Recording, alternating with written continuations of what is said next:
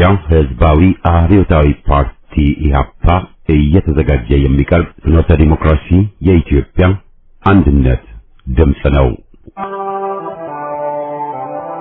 ጤና ይስጥልኝ፣ እንደምን አመሻችሁ አድማጮቻችን። ዛሬ አርብ የካቲት 27 ቀን 2018 ዓ.ም ነው። የደምቢ ዶሎ ዩኒቨርሲቲ ተማሪዎች የነበሩትና በአክራሪ የኦሮሞ አሸባሪዎች የታገቱት ተማሪዎች ጉዳይ እስካሁን እልባትን አላገኘም። ብዙዎቹ ልጃገረዶች የሆኑት እነዚህ የአማራ ወጣቶች ከታገቱ አርብ የካቲት 27 ቀን 2257 ቀናት አለፋቸው። የወጣቶቹ ሰቆቃ ያብቃ እንበል። እስከ መቼ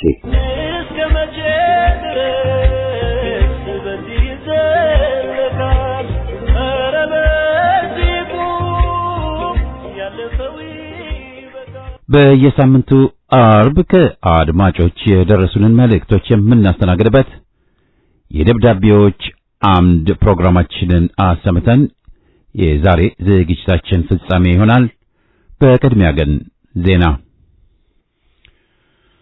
ባለፈው ሳምንት አርብ የካቲት 20 ቀን በሽርካ ወረዳ ጃዊ ዋጮ ቀበሌ የኦርቶዶክስ እምነት ተከታዮች በመሆናቸው ምክንያት ብቻ በግፍ ከተጨፈጨፉት ከ8ቱ መካከል የሰባቱ የሥርዓተ ቀብር ቅዳሜ የካቲት 21 በጃዊ አቡነ ገብረ መንፈስ ቅዱስ ቤተክርስቲያን ተከናውኗል።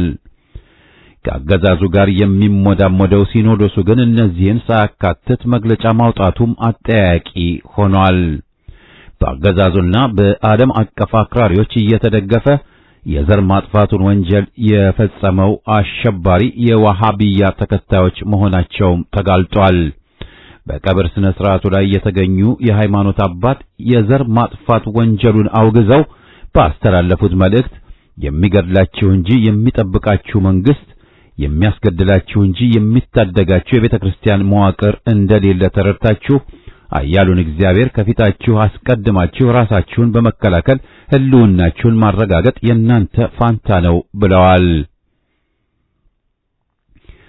በወለጋ በአራቱም አቅጣጫ የአማራ ብሔር ተወላጆች ጭፍጨፋ ቀጥሏል። ንብረት ዘረፋው በደቦ ማውደምና የግፍ እስራቱና ማሳደዱም ቀጥሏል።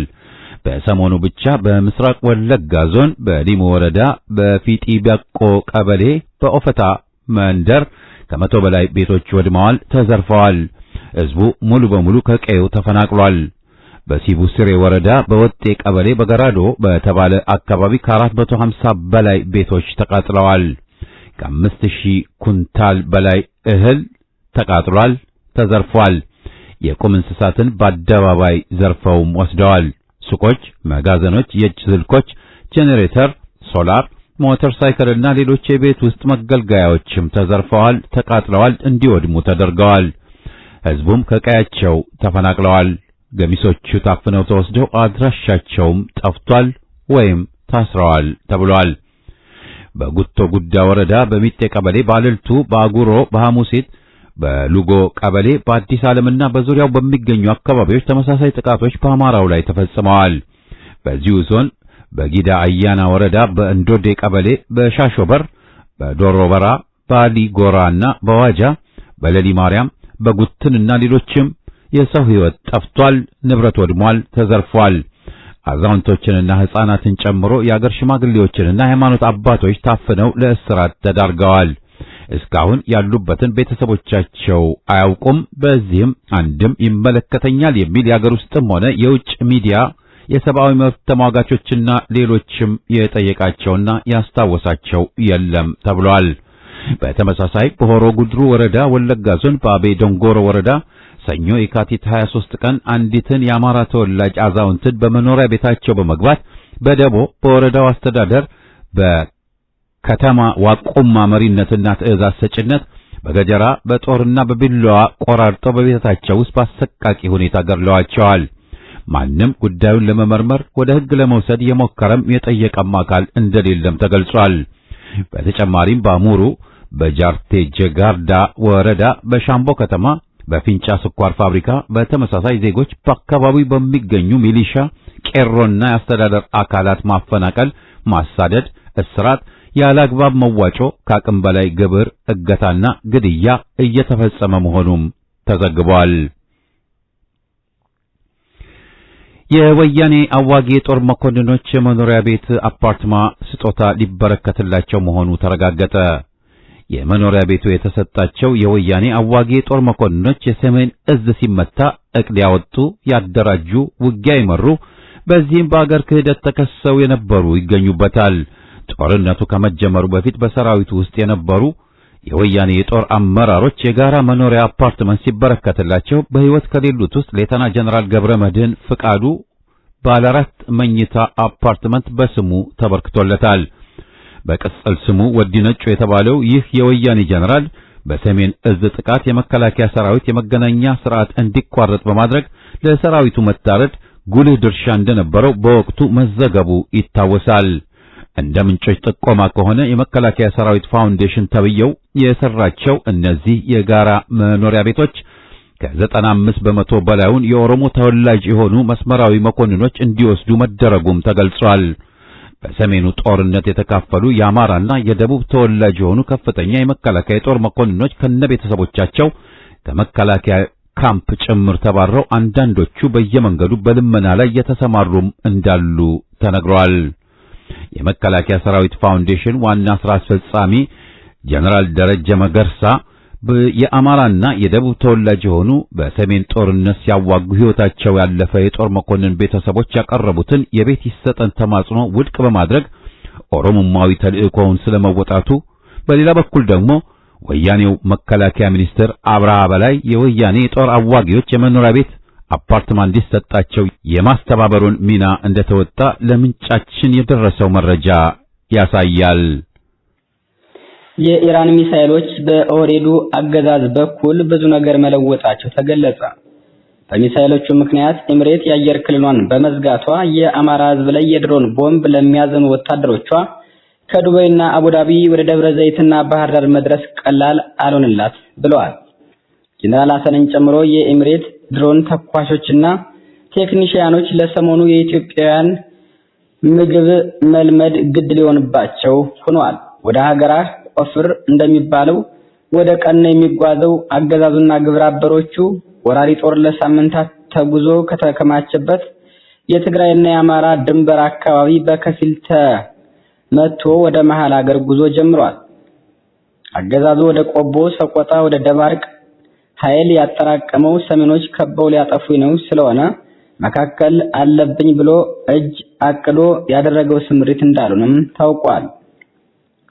ከዚህ አጋጣሚ ያስፈራራ ሽምግልና ሊቀመጥ እንደነበርም ሰሚ በማጣቱ ትቶታል ሲሉ የውስጥ መረጃ ምንጮች አውጥተውታል። አሁን ከምርኮ የተረፈውን ሰራዊቱን እያንኮታኮተ ሲሆን ሰውየው ሀገርና ኮሪደር ሰራዊትና አራዊት ተምታቶበት ቀጥለዋል።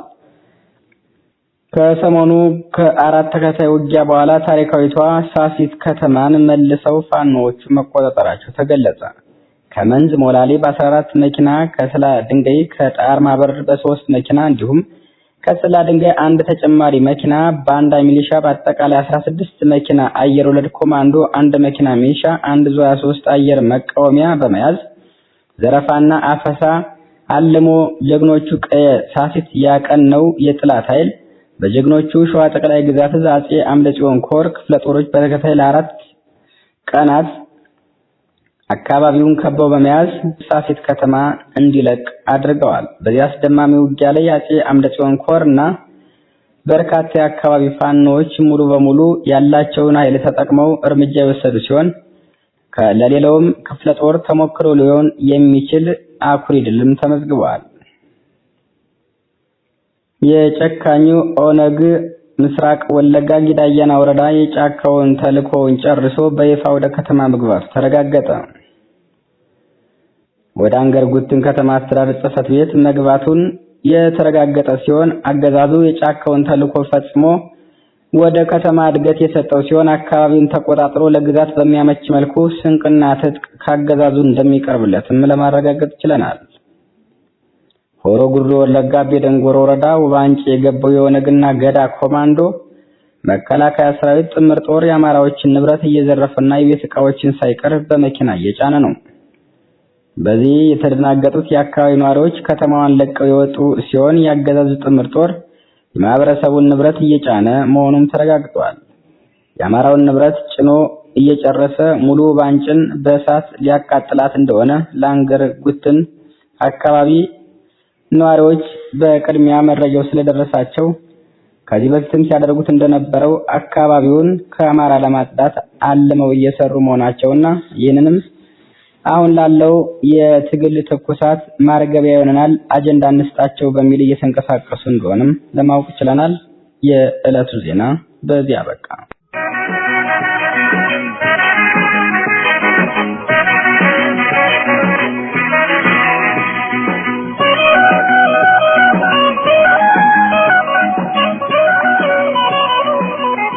ደብዳቤዎች አምድ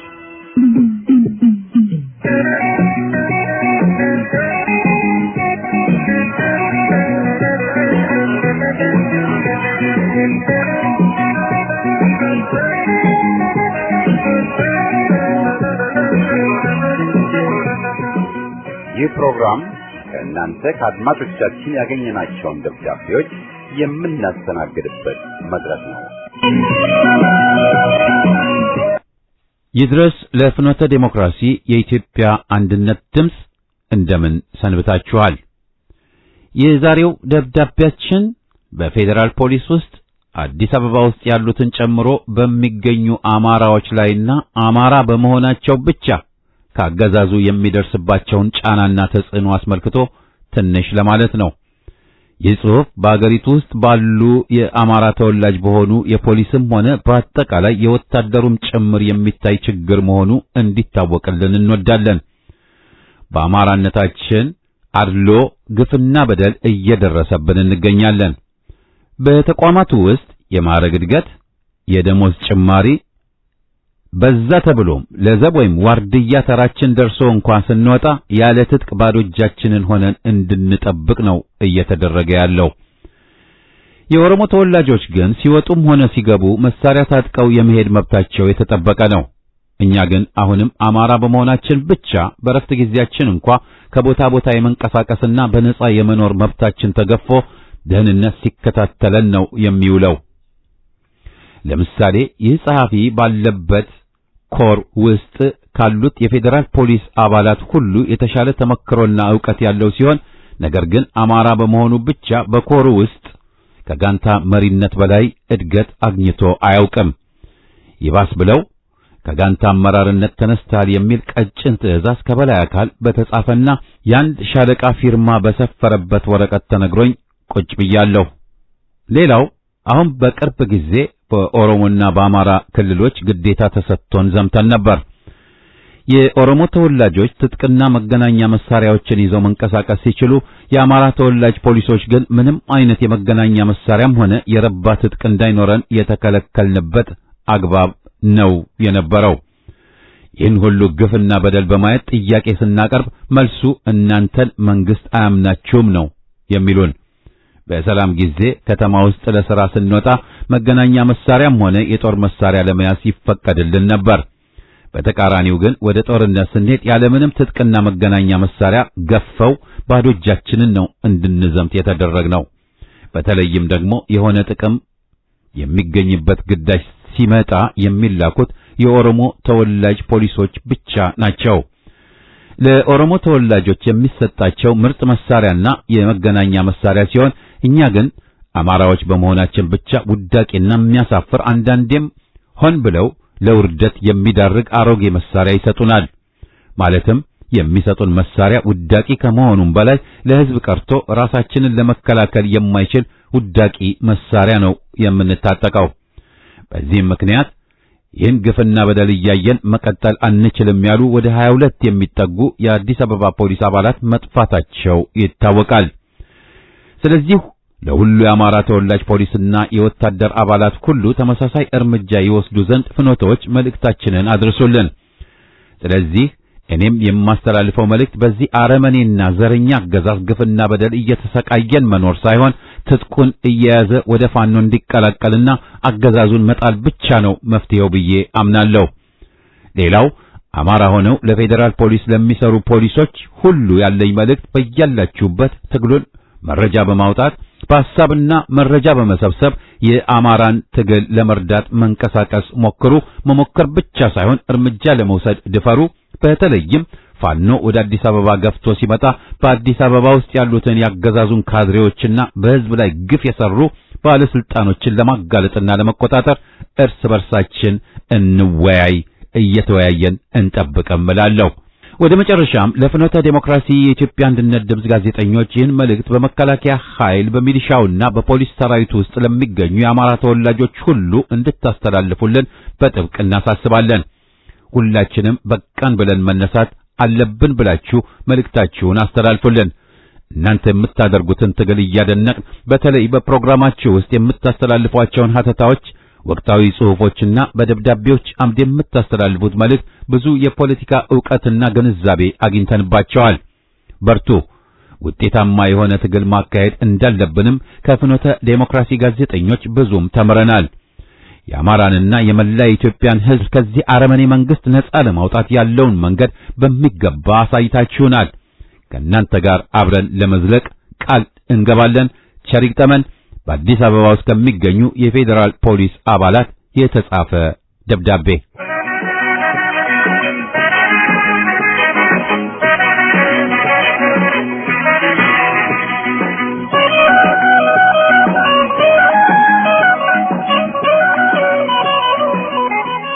ውድ የፍኖተ ሬዲዮ አዘጋጆችና አድማጭ ወገኖች እንኳን ለ130ኛው የአድዋ ድል በዓል አደረሳችሁ። የአድዋ ድል ጥቁሮች ብቻ ሳይሆኑ መላው የዓለም ማህበረሰብ ያደነቀውን ለመብትና ነጻነታቸው ተጋድሎ የተነሱ ሁሉ የነጻነትን እና የአርበኝነት አርአያ አድርገው የሚጠቅሱትን ለብሔራዊ ነጻነትና ሉዓላዊ ክብሩ አንድ ሆኖ የተነሳን ሕዝብ በበላይነት በኃያልነት ስሜት ልቡ ያበጠውን ዘረኛ ወራሪንና ጠብጫሪን እንደሚያንበረክክ ቋሚ ምስክር ሆኖ በኢትዮጵያውያን ብቻ ሳይሆን በአፍሪካና በተለያዩ ክፍለ ዓለማት በቅኝ አገዛዝ ቀንበር የወደቀ ሁሉ የታሰረበትን ሰንሰለት ሰብሮ በድል አድራጊነት እንዲወጣም አግዞታል። ግን ደግሞ ለካስ ይህ የኢትዮጵያ ጀግኖች መልካም አርአያነት በሐሰት ትርክት ደልቦ የኖረ የበላይነታቸው የተነካባቸው የሩቅና የቅርብ ጠላቶቿ አልተኙላት ኖሮ በበታችነት ስሜት የነሆለለ የራሷን ደካሞች የጎጥ ስብስቦች ተገንጣይ አስገንጣዮች አቅፈውና ደግፈው ለስልጣን አበቁ። እነሆ ዛሬ ዓለምን ያስደነቀው ታላቁ የአድዋ በዓል በአደባባይ እንዳይከበር እውነተኛው የኢትዮጵያ ሰንደቅ ዓላማን እንዳይውለበለብ መታገዱ ብቻ ሳይሆን ጥለቱም እንዳይታይ በሚከለክል ጥቁር ሰላቶ አብይ አህመድ አሊ በመገዛት ላይ ነች። እርግጠኛ ነኝ ቀደም ሲል ግልገሉ አምባገነን አብሯት ሲንጎማለል የታየውና በቀኝ ጽንፍ የምትታወቀው የጣሊያኗ ጠቅላይ ሚኒስትር ዓላማዬ ተሳክቷል ብትል ከእውነት ራቀች አያሰኝም። ያብዬን ለምዬ እንዲሉ የበሻሻው ኮሎኔልና ብርሃኑ ጁላና መሰሎቹ የጣሊያን ፋሽስት ወራሪን ሽንፈት እየተበቀሉ ያሉ የግራዚያኒ አሽከሮች፣ የታሪክና የትውልድ ማፈሪያዎች፣ ለህልውናው እየተዋደቀ ያለውን የፋኖ አርበኛ እነርሱም የኢትዮጵያን ጥቅም ዳር ድንበር ጠባቂ ሆነው ባንዳ እስከማለት ደርሰዋል። ይህን አይነቱ የቂል ፕሮፓጋንዳ ሌላ ቀርቶ በጸረ ኢትዮጵያነቱ በጸረ ክርስቲያንነቱ ወደር የሌለውን በቀለ ገርባን ሳይቀር ሳያስቅም አይቀር ብዬ ገምታለሁ። በብዙ የአገሪቱ ክፍሎች የዘር ፍጅት ጄኖሳይድ የሚያካሂደው በኦሮሞማው ፋሽስት አብይ አህመድ አሊ የሚመራው አገዛዝ ትላንት በወለጋ በዳቦ ስም ባደራጃቸው ታጣቂ አውሬዎች አማራውን በሺህ እንዳሳረደና ወተት ይሸፍታል እንኳን ሰው ሲበደል አሉና በቢዛሞ ወለጋ የፋኖ ጀግኖች ተደራጅተው በሚገባው ቋንቋ ሲያናገሩት ዛሬም እንዲሁ በዳቦ ስም ባሰማራቸው ታጣቂዎች ፋሽስታዊ በትሩን ወደ አሩሲ አዙሮ ኦርቶዶክስ ክርስቲያኖችን በጠራራ ፀሐይ በማሳረድ ላይ ይገኛል።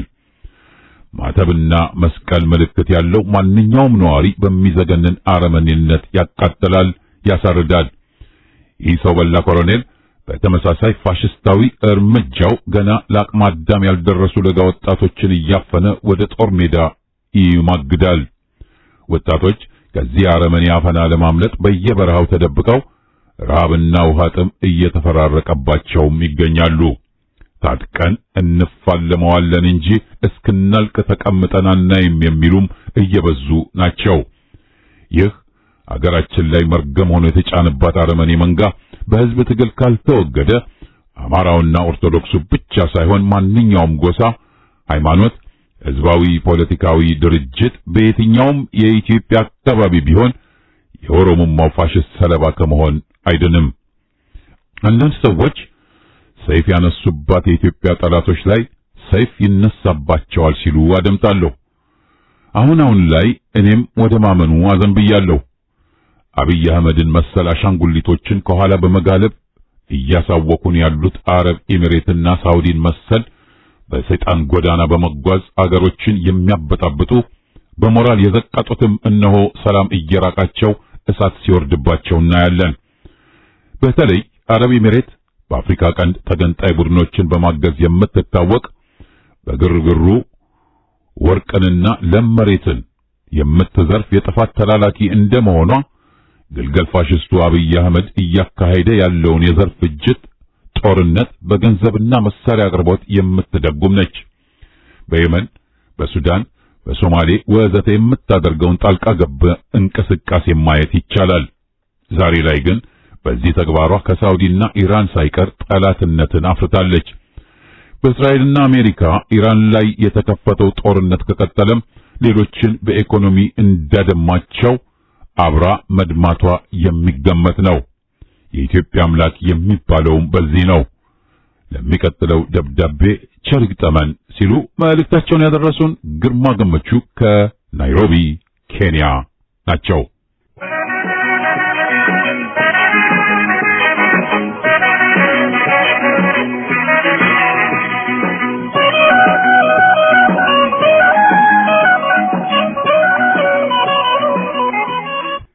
የከበረ ሰላምታዬ ለደብዳቤዎች አምድ አዘጋጆችና ለዘወትር የሬዲዮ አድማጮች ይድረስልኝ።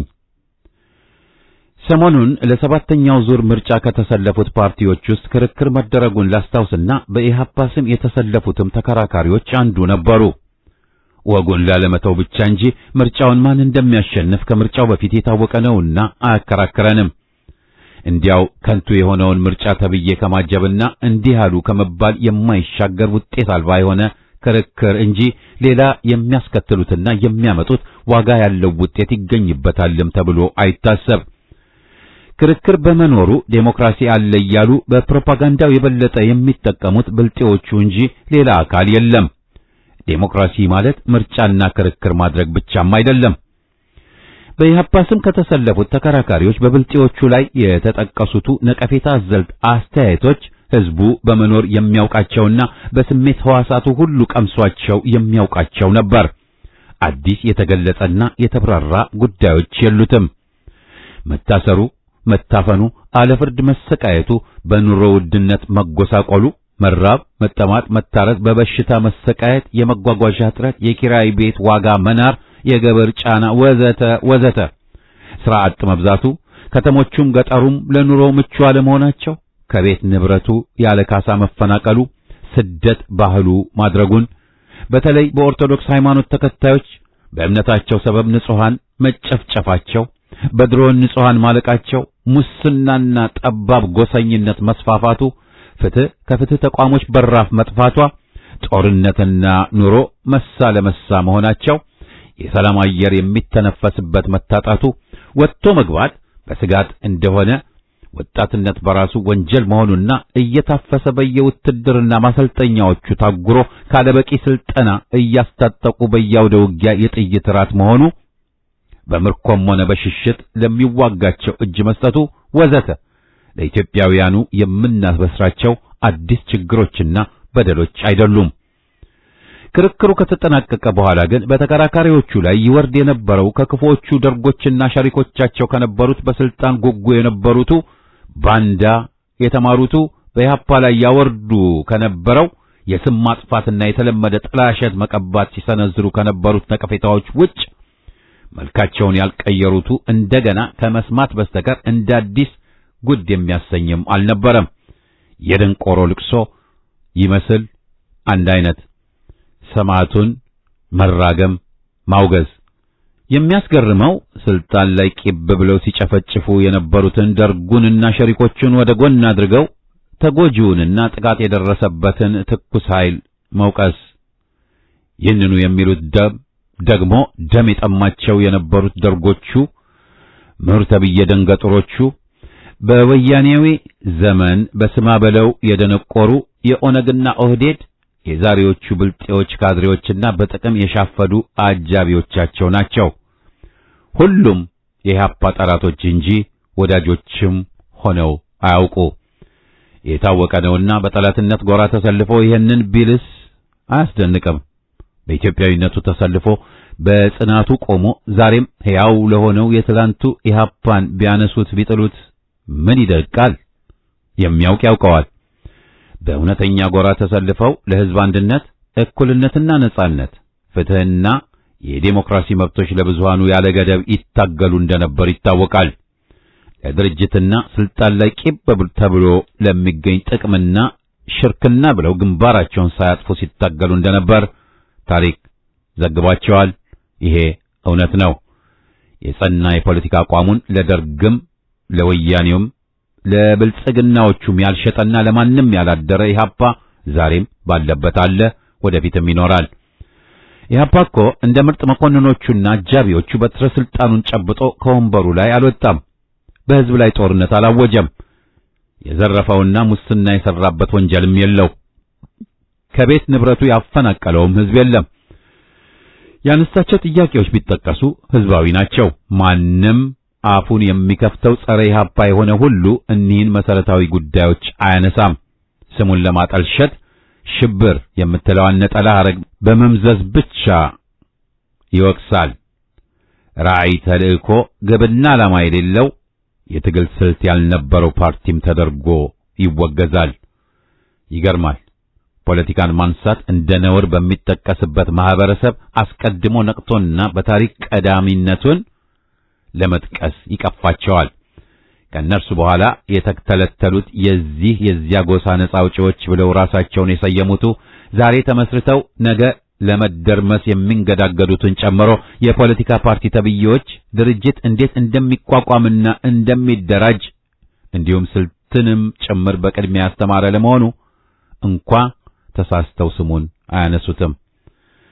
የአጼውን ዙፋን ወርሶ ደርግ ገና ወር ሳይሞላው የቀድሞዎቹን ባለስልጣናትና ከደርጉ ውስጥ ሆነው ህዝባዊ መንግስት የጠየቁትን ወታደሮቹንና መኮንኖቹን አደባልቆ እጃቸውን በካቴና አስሮ መፍጀቱን እንደ ቅዱስ ተግባር ተቆጥሮለት ጨፍጫፊውን ደርግ ለወቀሳ እንኳ ማንም አያወራም።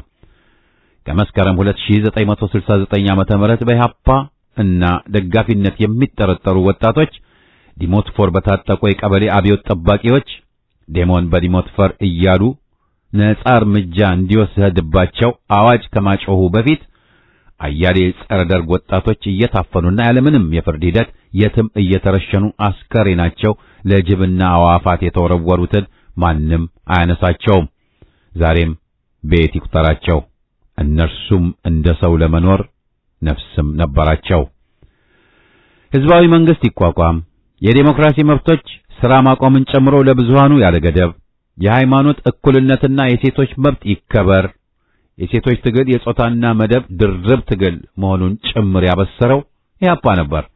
ዳቦ ለተራበው፣ እኩልነት፣ ነጻነትና ፍትህ ለህዝብ ይድረስ፣ ለእኩል ሥራ እኩል ክፍያና ሌሎች የሰው ልጆች ይገባቸዋል ተብለው የሚጠቀሱ ጉዳዮችን አንስቶ ሽንጡን ገትሮ ይታገል የነበረው ኢህአፓ ነበር። ወቃሾቹና አውጋዦቹ የኢህአፓን ታሪክ ፈጽመው ያላጠኑና ከዚህ ሁሉ ዓመት በኋላ በነበሩት የተጻፉትን አንብበው የተነገሩትን ደግሞ አድምጠው አለማስተዋላቸው አሳዝኖኛል። ኢህአፓ ለምን፣ መቼ፣ እንዴት፣ የት፣ በእነማን እንደተመሰረተ ለህዝብ ይፋ የሆነበትን ዓመተ ምህረት ጠንቅቀው አላወቁትም። ኢህአፓ በፖለቲካ በኢኮኖሚና ማህበራዊ ጉዳዮች መርሃ ግብር ቀርጾ ይታገል እንደነበር ደነዞቹ አያውቁም። ጊዜ ፈቅዶላቸውና ተመችቷቸው በስማ በለው ከዚህም ከዚያም ስለ ድርጅቱ የተወሩትን አፍራሽ አስተያየቶች ብቻ እውነት አድርገው ጸረ ኢህአፓ ዘመቻቸውን ሲዘላብዱ ለነገ አይሉም። በርካታዎቹ ኢህአፓ ይታገልለት የነበሩትን መሰረታዊ ጥያቄዎች ፈጽሞ አያውቋቸውም። በመሬት ላራሹ የተጀመረው የተማሪዎቹ ንቅናቄ ከፍ ብሎ የአገራቸውን ኋላ ቀርነት አንገብግቧቸው የዓለምን የጭቁን ህዝቦች ታሪክ አጥንተውና ንቃታቸውን በርዕዮተ ዓለም አንጸው በፖለቲካ ፓርቲነት ተዋቅረው በሙሉ ጊዜያቸውና ዕውቀታቸው በግንባር ትግሉን ለመምራት መነቃነቃቸውንም አልተረዱትም። ኢህአፓ በኢትዮጵያ ምድርም ሆነ በአህጉራችን በፖለቲካ ፓርቲነት ቀዳሚ ደረጃ እንዳለውና በአጭር ጊዜ በህዝብ ከፍተኛ ድጋፍና እገዛ የነበረው ገናና ፓርቲ እንደነበር አላሰቡትም። በርካታ በህቡ ተደራጅተው ይደግፉትና እገዛ የሚያደርጉለት የብዙሃን ድርጅቶችም ይኖሩ እንደነበሩ የሚያውቁም አልነበረም። ዝም ብሎ ብቻ ኢህአፓ ነበርክ ጥያቄም ለራሴ ጭምር ስጠየቅ ይገርመኝ ነበር። ፓርቲው እንደ ፓርቲ ትግሉን የሚመሩት አባላቶችና ደጋፊ እንደ ደጋፊነት መኖራቸውን እንኳን አይረዱም። ኢህአፓ ግብስብስም አልነበረም። ኢህአፓ ያገኘውን መንገደኛ ሁሉ እንደ ዛሬዎቹ ፓርቲ ተብዬ መስራቾች ለድርጅቱ መመልመል የሚቋምጥ ፓርቲም አልነበረም። በሚያልፉበት የዲሲፕሊን ደረጃ ይመዘናል። በአደረጃጀት ስነ ስርዓትና በአባላቱ ደህንነት አጠባበቅ የተቀረጹ አባላቶቹን ይዞ የሚያታግል ድርጅት ነበር። የወጣቶቹ ኢሃወሊ፣ የላብ አደሮቹ ኢላማ፣ የተማሪዎቹ ድርጅት አኢተማ፣ የጭቁን ሴቶች፣ የጭቁን ወታደሮች፣ የመምህራን፣ የአርሶ አደሮች፣ የእናቶች፣ የአባቶችና የታዳጊዎች መታገያ ኮሚቴዎች እንደነበሩት ግንዛቤም አልጫሩ። የኢህአፓ ማታገያና ንቃት መጨመሪያ ልሳንም ዴሞክራሲያ ጋዜጣ እንደነበረውና ሌሎችም የየራሳቸው የቀስቀሳ ጽሑፎች እየተዘጋጁ ውስጥ ለውስጥ የሚሰራጩም እንደነበሩ እንኳን አያውቋቸውም። በጣም የገረመኝ ደግሞ ኢህአፓ እንኳን እንዴት እንደሚጻፍ ያላወቁቱ ኢህአፓ ብለው የሚጽፉ ተቺዎችም ነበሩበት። መጥኔ ለእናንተስ መማርም የማትችሉ ችኮዎችና ደረቆች ስለሆናችሁ በእናንተ አስተሳሰብና ዳኝነታችሁ ባጋደለ ሚዛን አገር ስትመራ ማየት ከማሳዘኑ በስተቀር እስከዚያው የተሻለ ቀን በተስፋ እንጠብቅ። ከሩቁም ቢጀመርላችሁ እናንተን ለማስተማር መሞከር ትርፉ ድካም ነው። በጥቁር አለት ላይ ውሃ ማፍሰስ ነው። ለመለወጥም ለመቀየርም ያልተዘጋጃችሁ ናችሁ። ሰለሞን ታምሮ አየለ ነኝ ካለሁበት።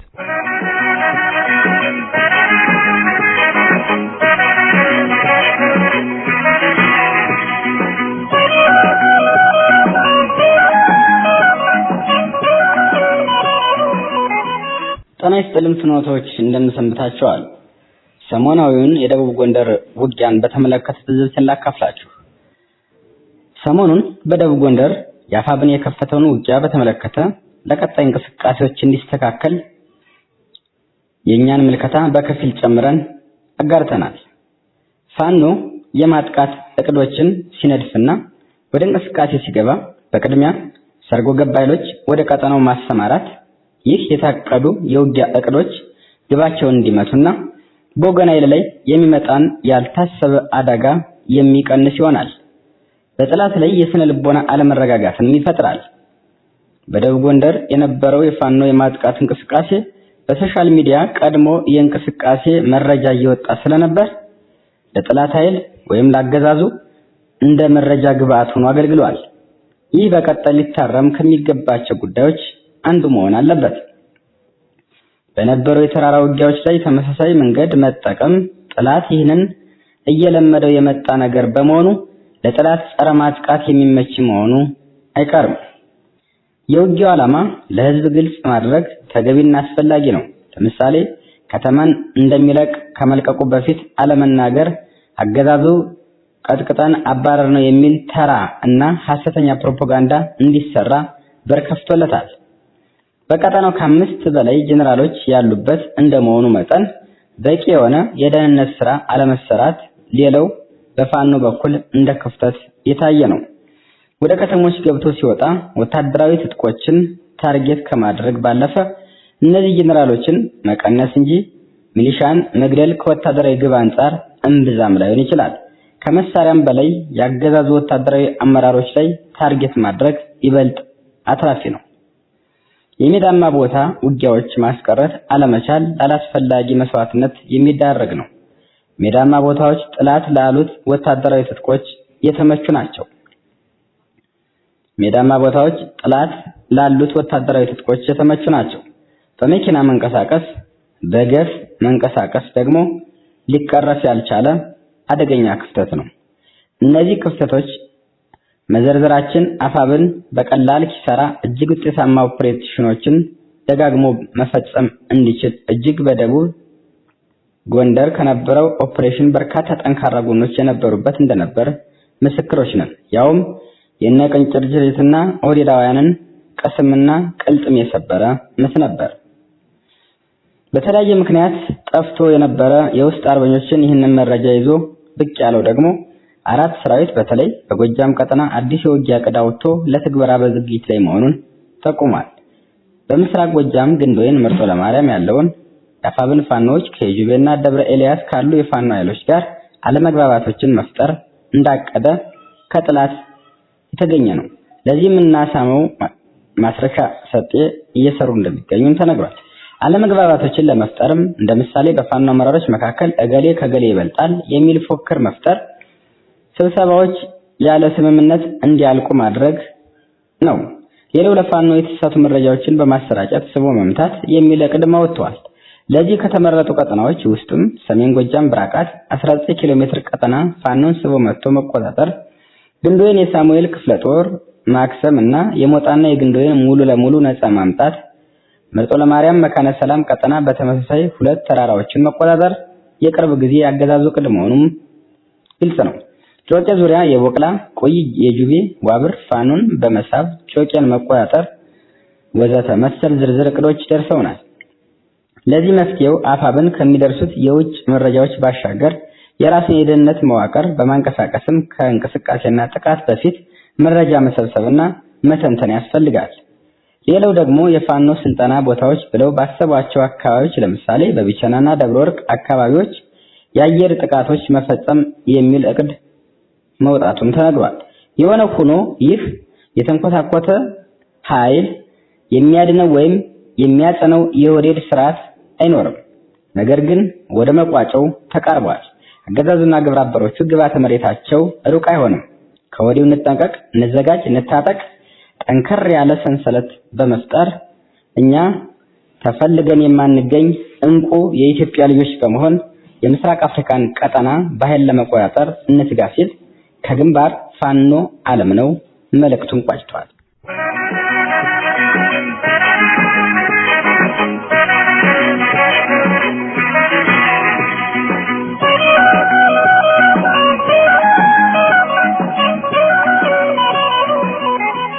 ሰላም ጤና ይስጥልኝ። እንደምን አመሻችሁ ውድ የፍኖተ ዲሞክራሲ የኢሃፓ ራዲዮ አድማጮችና አዘጋጆች። ውድ አድማጮች ሆይ መቼስ ለአማራ ከአብይና ከብአዴን የበለጠ ጠላት ባይኖርም፣ ነገር ግን አፉን በጦርነት የፈታው አውሬው አብይ ራሱ በአገር መሪነት ስልጣን ላይ ተወዝፎ አጥብቆ አማራን ከሚጠሉ ቡድኖችና አጋሮች ተጣምሮ የሰው ልጅ መጥፊያ መሳሪያ አምራች አገሮች ጋር ወዳጅነት በላይ የአማራ ማጥፊያ የሚገኝ ከሆነ እስከ ሲኦልም ድረስ ሄዶ ደጅ መጥናቱ የማይቀር ነው። ምክንያቱም ሰውየው ምዕራባውያን አማራ የሚባል ጎሳ ጸረ ቀኝ ገዢዎችን አጥብቆ ስለሚቃወም አዳክምልን ወይም አጥፋልን ብለው ያስቀመጡት ሰው ነው። እሱም ይህንን ተልእኮ ሳይወዝን እነሱን ማጥፋት የሚችል ዘመናዊ መሳሪያ ካላችሁ ተባበሩኝ እያለ በዓለም አደባባይ ላይ ሲማጸን ይታያል። ይህንን አረመኔ የአማራ አልበገር ባይ ኢትዮጵያዊነት በቀላሉ የሚፈርስ የመሰለው የመሳሪያ ልመናው ጠላት ወረረኝ ሳይሆን የራሱን ሕዝብ የሚገልበት ሽጡልኝ ሲል ተንበርክኮ ለምኖ ባገኘው መሳሪያ በንጹሃን ላይ እንደ ዝናብ ሲያዘንብ ይውላል። ታዲያ ይህ ሁሉ በንጹሃን ላይ ሲፈጸም እዚህ ላይ አንድ ነገር ልብ ልንል ይገባል። ጦርነቱ እንዲቀጥል መሳሪያ ሻጮቹም ሆኑ የማስቆም አቅም ያላቸው በዝምታ እርስ በርስ እልቂት በሩቁም ሆኑ በቅርበት የሚመለከቱ ምዕራባውያን ከአንገት በላይ ይህንን ጦርነት አቁም አሉ ቢባሉም የሆዴል ባለስልጣናት ካባ አልባሽ የሆኑት የብአዴን መሪዎች እንወክላለን ያሉትን ለኦሮሞ በላይነት ለታቀደው ሴራ አማራ በጨካኙ ኦነጋውያን ጭፍጨፋ ከአብይ ከኦነግና ከወያኔ ጋር ተሰልፈው አማራን ያስጨርሱ ከላይ የጠቀስኳቸው ወያኔ ኦነግና ኦህዴድ ብቻ ሳይሆኑ ተጠያቂና የአማራ ጠላቶችም ብአዴኖች መሆናቸውን አማራ እዚህ ላይ ጉደኞቹ የሚረሳቸው አይመስለኝም። ያኔም ደርግ ዘመን ኢህአፓ የደርጎቹን አዝማሚያ ተረድቶ ስልጣኑን ለህዝብ አስረክብ ወደ ካምፓችን እንመለሳለን ድራማ በየትኛውም አገር ወታደር ስልጣን ይዞ ለህዝብ መልሶ ያስረከበበት አገር በታሪክ የለምና ደርግን ታግለን እስካሁን ድረስ መልስ ያልተገኘለት ህዝባዊ መንግስት እንመስርት ስላሉ ብቻ በየቀበሌው በከፍተኛና በየመስሪያ ቤቱ በመኢሶን በሰደድ በሻዕቢያና ወያኔ በመሳሰሉ የተደራጁ ቡድኖች የደርግ ደጋፊ መስለው ከደርግ በላይ ደርግ ሆነው ያንን ሁሉ ወጣት ደርግ ሲጨፈጭፍ ሚስጥራዊ ደርግ መስሎ በዚያን ጊዜ የአማራ ተወላጆችን ከወያኔ ከሻዕቢያ ከመኢሶን ወገኖች የገዛ ልጆቻቸውን አስጨፍጭፈዋል። ሻዕቢያ ደርግን ደጋፊ መስሎ እንቁ ዜጎችን ቀጥፎ በልቷል። የወያኔ አባሎችም የውሸት ካዜ የሆኑ ለ27 ዓመት ለጥፋት ዘመናቸው ጥርጊያ መንገድ ሰርተውበታል። ሌላው ተባባሪያቸው ምንም እንኳን መሪው ኃይሌ ፊዳ ኦሮሞ ቢሆንም በጥባብነት ኦሮሞነት ብዙ ባይታማም በውስጡ የተሰገሰጉ የኦሮሞ ተወላጆች በየቀበሌው ብዙ በወጣቱ ላይ ቀይ ሽብር ዘመቻን አሳበው እነሱም ትልቁን የግድያ ድርሻ ወስደዋል። እነሱም ከመኢሶን ውድቀት በኋላ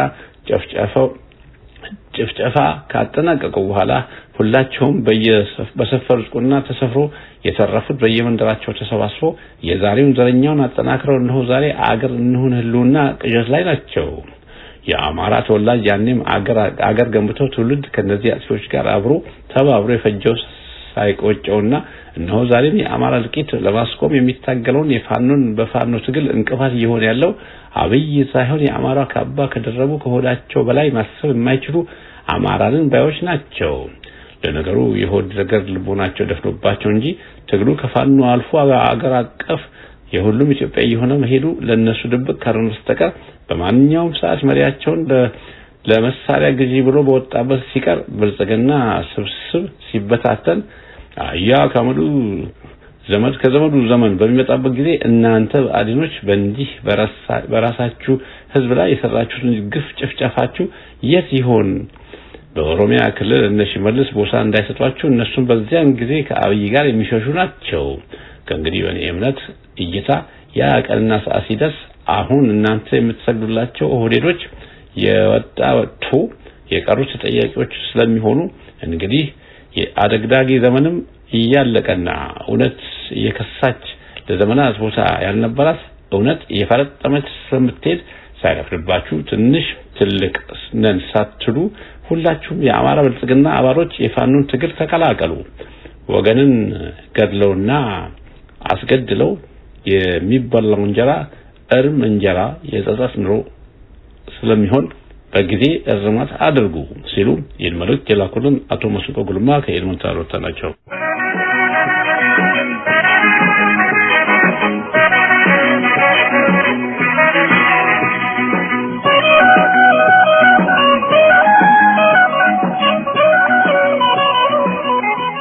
ጤና ይስጥልኝ ፍኖቶች እንደምሰንብታችኋል።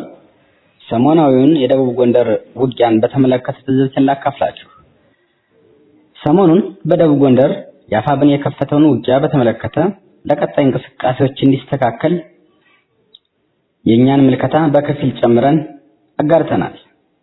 ፋኖ የማጥቃት እቅዶችን ሲነድፍና ወደ እንቅስቃሴ ሲገባ በቅድሚያ ሰርጎ ገባይሎች ወደ ቀጠናው ማሰማራት ይህ የታቀዱ የውጊያ እቅዶች ግባቸውን እንዲመቱና በወገን ኃይል ላይ የሚመጣን ያልታሰበ አደጋ የሚቀንስ ይሆናል። በጠላት ላይ የስነ ልቦና አለመረጋጋትን ይፈጥራል። በደቡብ ጎንደር የነበረው የፋኖ የማጥቃት እንቅስቃሴ በሶሻል ሚዲያ ቀድሞ የእንቅስቃሴ መረጃ እየወጣ ስለነበር ለጠላት ኃይል ወይም ለአገዛዙ እንደ መረጃ ግብአት ሆኖ አገልግሏል። ይህ በቀጣይ ሊታረም ከሚገባቸው ጉዳዮች አንዱ መሆን አለበት። በነበረው የተራራ ውጊያዎች ላይ ተመሳሳይ መንገድ መጠቀም ጠላት ይህንን እየለመደው የመጣ ነገር በመሆኑ ለጠላት ጸረ ማጥቃት የሚመች መሆኑ አይቀርም። የውጊያው ዓላማ ለህዝብ ግልጽ ማድረግ ተገቢና አስፈላጊ ነው። ለምሳሌ ከተማን እንደሚለቅ ከመልቀቁ በፊት አለመናገር አገዛዙ ቀጥቅጠን አባረር ነው የሚል ተራ እና ሐሰተኛ ፕሮፓጋንዳ እንዲሰራ በር ከፍቶለታል። በቀጠናው ከ5 በላይ ጄኔራሎች ያሉበት እንደመሆኑ መጠን በቂ የሆነ የደህንነት ስራ አለመሰራት ሌላው በፋኖ በኩል እንደ ክፍተት የታየ ነው። ወደ ከተሞች ገብቶ ሲወጣ ወታደራዊ ትጥቆችን ታርጌት ከማድረግ ባለፈ እነዚህ ጄኔራሎችን መቀነስ እንጂ ሚሊሻን መግደል ከወታደራዊ ግብ አንጻር እምብዛም ላይሆን ይችላል። ከመሳሪያም በላይ ያገዛዙ ወታደራዊ አመራሮች ላይ ታርጌት ማድረግ ይበልጥ አትራፊ ነው። የሜዳማ ቦታ ውጊያዎች ማስቀረት አለመቻል ላላስፈላጊ መስዋዕትነት የሚዳረግ ነው። ሜዳማ ቦታዎች ጥላት ላሉት ወታደራዊ ትጥቆች የተመቹ ናቸው። ሜዳማ ቦታዎች ጥላት ላሉት ወታደራዊ ትጥቆች የተመቹ ናቸው። በመኪና መንቀሳቀስ፣ በገፍ መንቀሳቀስ ደግሞ ሊቀረፍ ያልቻለ አደገኛ ክፍተት ነው። እነዚህ ክፍተቶች መዘርዘራችን አፋብን በቀላል ኪሳራ እጅግ ውጤታማ ኦፕሬሽኖችን ደጋግሞ መፈጸም እንዲችል እጅግ በደቡብ ጎንደር ከነበረው ኦፕሬሽን በርካታ ጠንካራ ጎኖች የነበሩበት እንደነበር ምስክሮች ነን። ያውም የነቅንጭርጅሪትና ኦዲዳውያንን ቀስምና ቅልጥም የሰበረ ምት ነበር። በተለያየ ምክንያት ጠፍቶ የነበረ የውስጥ አርበኞችን ይህንን መረጃ ይዞ ብቅ ያለው ደግሞ 4 ሰራዊት በተለይ በጎጃም ቀጠና አዲስ የውጊያ ዕቅድ አውጥቶ ለትግበራ በዝግጅት ላይ መሆኑን ጠቁሟል። በምስራቅ ጎጃም ግንዶይን መርጦ ለማርያም ያለውን የአፋብን ፋኖች ከዩቤና ደብረ ኤልያስ ካሉ የፋኖ ኃይሎች ጋር አለመግባባቶችን መፍጠር እንዳቀደ ከጥላት የተገኘ ነው። ለዚህም እናሳመው ማስረሻ ሰጤ እየሰሩ እንደሚገኙ ተነግሯል። አለመግባባቶችን ለመፍጠርም እንደ ምሳሌ በፋኖ አመራሮች መካከል እገሌ ከገሌ ይበልጣል የሚል ፉክክር መፍጠር፣ ስብሰባዎች ያለ ስምምነት እንዲያልቁ ማድረግ ነው። ሌላው ለፋኖ የተሳሳቱ መረጃዎችን በማሰራጨት ስቦ መምታት የሚል ዕቅድ አውጥተዋል። ለዚህ ከተመረጡ ቀጠናዎች ውስጥም ሰሜን ጎጃም ብራቃት 19 ኪሎ ሜትር ቀጠና ፋኖን ስቦ መጥቶ መቆጣጠር፣ ግንዶይን የሳሙኤል ክፍለ ጦር ማክሰም እና የሞጣና የግንዶይን ሙሉ ለሙሉ ነፃ ማምጣት፣ መርጦ ለማርያም መካነ ሰላም ቀጠና በተመሳሳይ 2 ተራራዎችን መቆጣጠር የቅርብ ጊዜ ያገዛዙ ዕቅድ መሆኑም ግልጽ ነው። ጮቄ ዙሪያ የቦቅላ ቆይ የጁቤ ዋብር ፋኖን በመሳብ ጮቄን መቆጣጠር ወዘተ መሰል ዝርዝር ዕቅዶች ደርሰውናል። ለዚህ መፍትሄው አፋብን ከሚደርሱት የውጭ መረጃዎች ባሻገር የራስን የደህንነት መዋቅር በማንቀሳቀስም ከእንቅስቃሴና ጥቃት በፊት መረጃ መሰብሰብና መተንተን ያስፈልጋል። ሌላው ደግሞ የፋኖ ስልጠና ቦታዎች ብለው ባሰቧቸው አካባቢዎች ለምሳሌ በቢቸናና ደብረወርቅ አካባቢዎች የአየር ጥቃቶች መፈጸም የሚል ዕቅድ መውጣቱን ተነግሯል።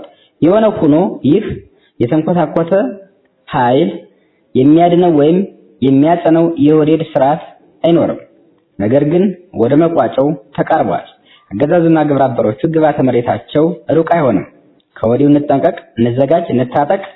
ጠንከር ያለ ሰንሰለት በመፍጠር እኛ ተፈልገን የማንገኝ እንቁ የኢትዮጵያ ልጆች በመሆን የምስራቅ አፍሪካን ቀጠና በኃይል ለመቆጣጠር እንትጋ ሲል ከግንባር ፋኖ ዓለም ነው መልእክቱን ቋጭቷል።